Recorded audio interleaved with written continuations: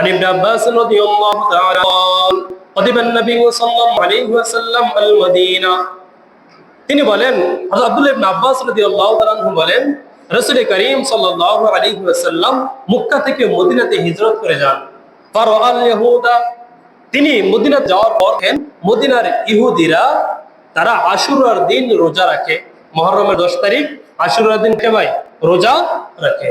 রাসূল সাল্লাল্লাহু আলাইহি ওয়াসাল্লাম মদিনার ইহুদিদেরকে দেখেন তারা আশুরার দিন তো মুহররমের দিকে তারা রোজা রাখে তখন রাসূল তাদেরকে জিজ্ঞাসা করেন মা হাদাল ইয়াউম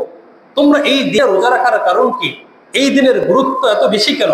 তারা বলে হাদা ইয়াউমুন সালিহুন এটা খুবই গুরুত্বপূর্ণ সম্মানিত একটা মাস ফজিলতপূর্ণ একটা দিন আশুরার দিনটা খুবই গুরুত্বপূর্ণ ফজিলতপূর্ণ একটা দিন এই দিনটা আল্লাহ তাআলার কাছে খুবই ফজিলতপূর্ণ কিভাবে কেন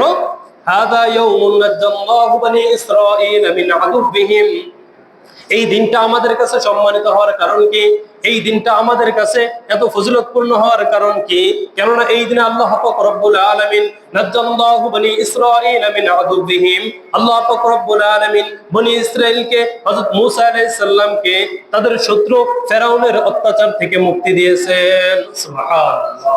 এই আশুরার দিন আল্লাহ পাক রব্বুল আলামিন বনি ইসরাঈলকে মূসা আলাইহিস সালামকে ফেরাউনের অত্যাচার থেকে মুক্তি দিয়েছেন ফাসামাহু মূসা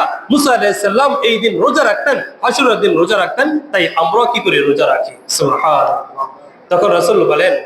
ফানা আহাক্কু মিনকুম বিমূসা তোমরা মূসাকে অনুসরণ করো আরে মূসাকে অনুসরণ করার ক্ষেত্রে তো তোমাদের চাইতে আরো বেশি আমি হকদার